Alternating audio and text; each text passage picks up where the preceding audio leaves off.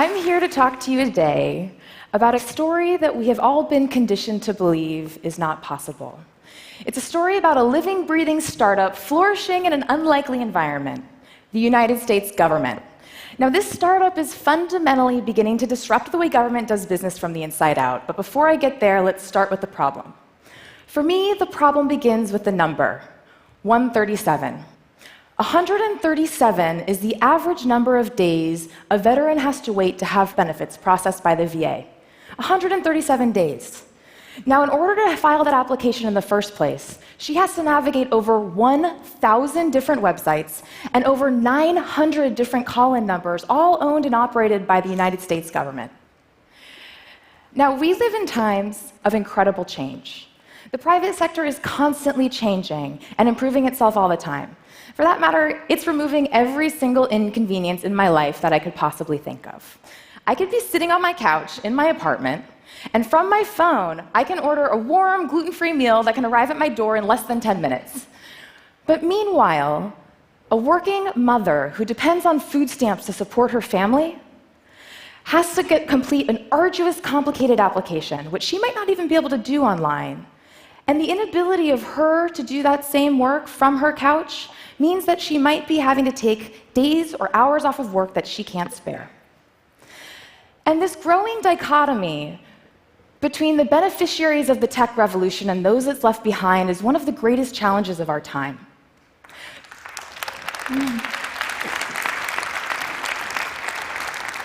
Because government's failure to deliver digital services at work is disproportionately impacting the very people who need it most. It's impacting the students trying to go to college, the single mothers trying to get healthcare, the veterans coming home from battle. They can't get what they need when they need it. And for these Americans, government is more than just a presidential election every 4 years. Government is a lifeline that provides services they need and depend on and deserve, which is, quite frankly, why government needs to get its shit together and catch up. Just saying. Now, this wasn't always a problem I was passionate about. When I joined President Obama's campaign in 2008, we brought the tech industry's best practices into politics. We earned more money, we engaged more volunteers, and we earned more votes than any political campaign in history. We were a cutting-edge startup that changed the game of politics forever. So, when the president asked a small group of us to bring that very same disruption directly into government, I knew it wasn't going to be easy work, but I was eager and showed up ready to get to work. Now, on my first day in DC, on my first day in government, I walked into the office and they handed me a laptop. And the laptop was running Windows 98. I mean, 3 entire presidential elections had come and gone since the government had updated the operating system on that computer. 3 elections!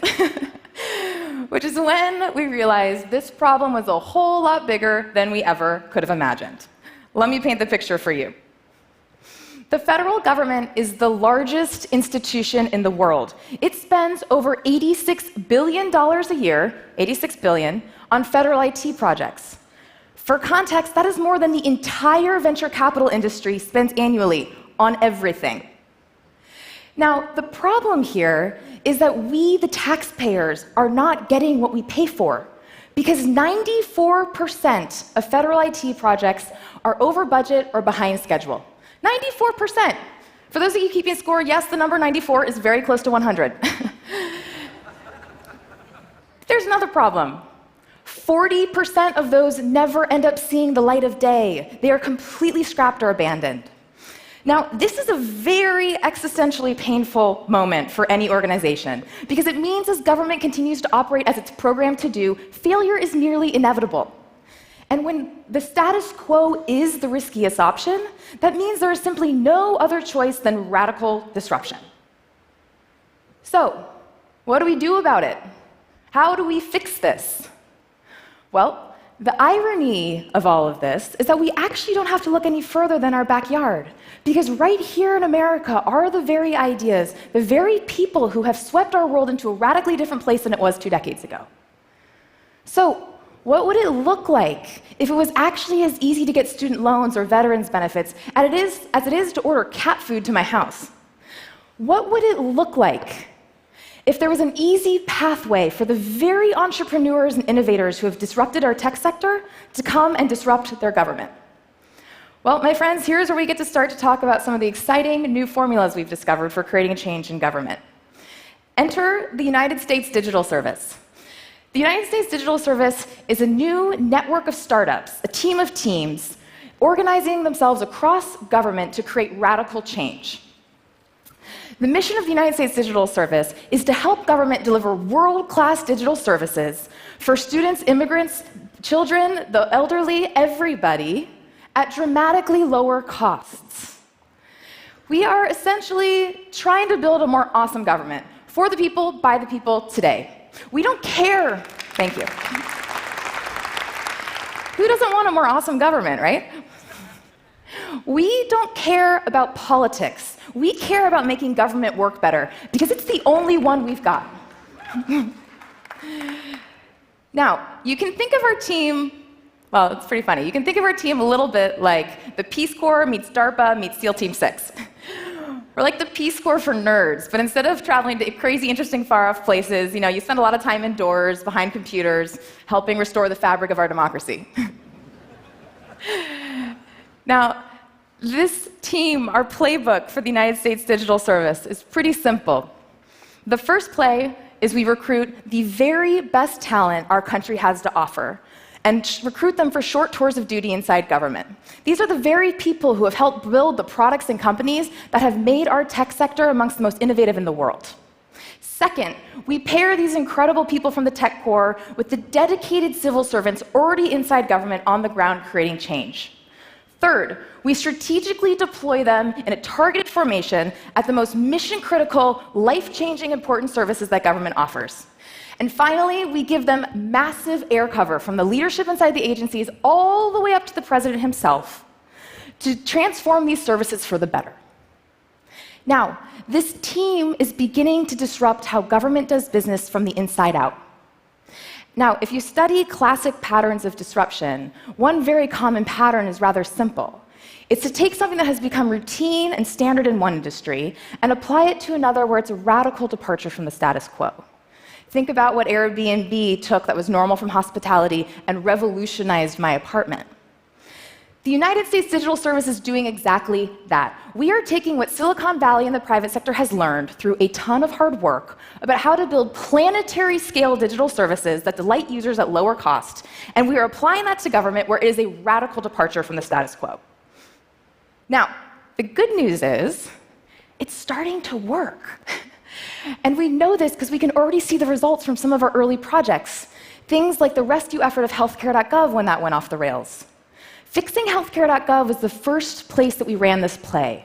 And today we are taking that same play and scaling it across a large number of government's most important citizen-facing services. Now, if I can take a moment and brag about the team for a second, it is the highest concentration of badasses I could have ever dreamed of. We have top talent from Google, Facebook, Amazon, Twitter, and the likes, all on staff today, all choosing to join their government. And what's incredible is everybody is as eager and kind as they are intelligent. And I might add, by the way, over half of us are women.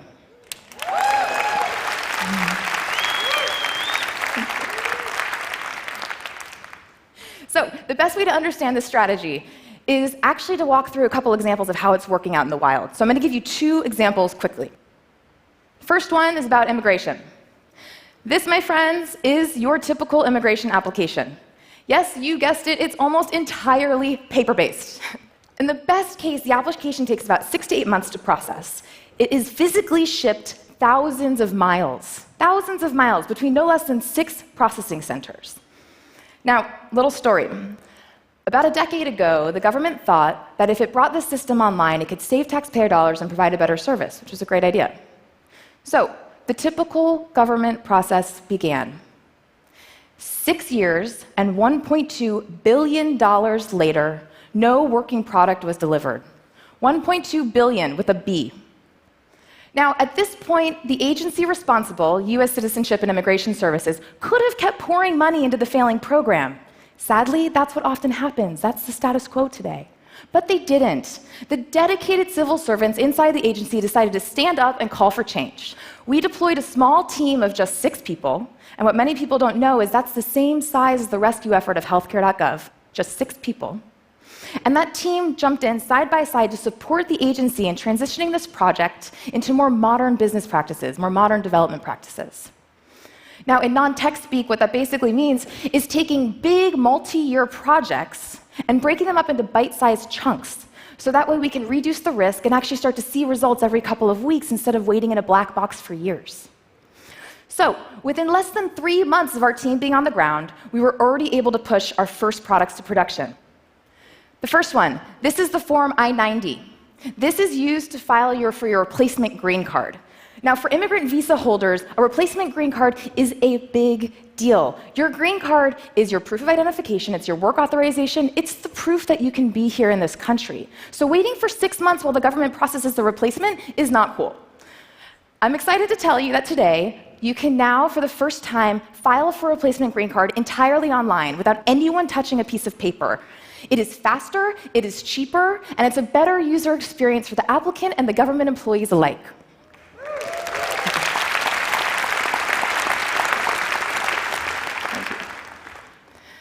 Another one quickly. Last fall, we just released a brand new practice civics test. So, as part of becoming a US citizen, you have to pass a civics test. For anyone who's taken this test, it can be quite a stressful process.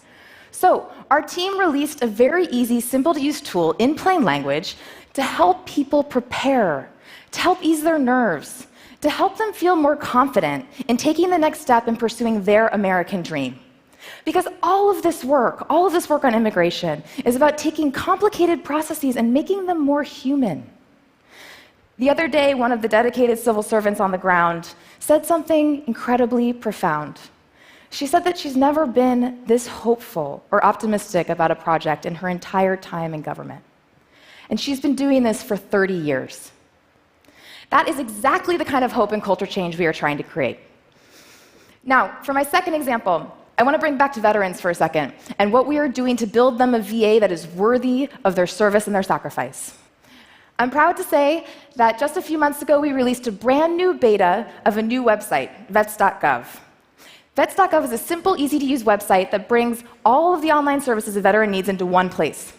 One website, not thousands. Now, the site is a work in progress, but it's significant progress because it's designed with the users who matter most, the veterans themselves.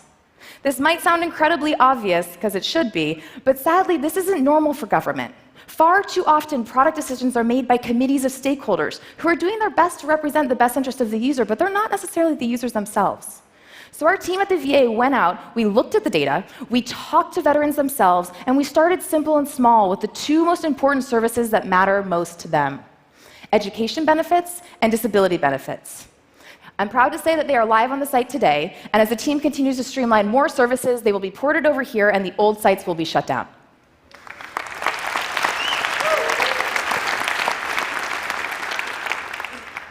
To me, this is what change looks like in 2016. Now, when you walk out of the Oval Office the first time I was ever there, I noticed a quote the president had embroidered on the rug. It's the classic JFK quote. It says, "No problem of human destiny is beyond human beings." It's true. We have the tools to solve these problems. We have the tools to come together as a society, as a country, and to fix this together. Yes, it's hard. It's particularly hard when we have to fight, when we have to refuse to succumb to the belief that things won't change. But in my experience, it's often the hardest things that are the most worth doing. Because if we don't do them, who will? This is on us, all of us, together, because government is not an abstract institution or a concept. Our government is us.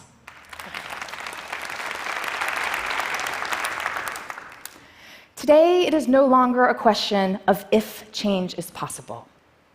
The question is not can we. The question is will we. Will you? Thank you. Thank you.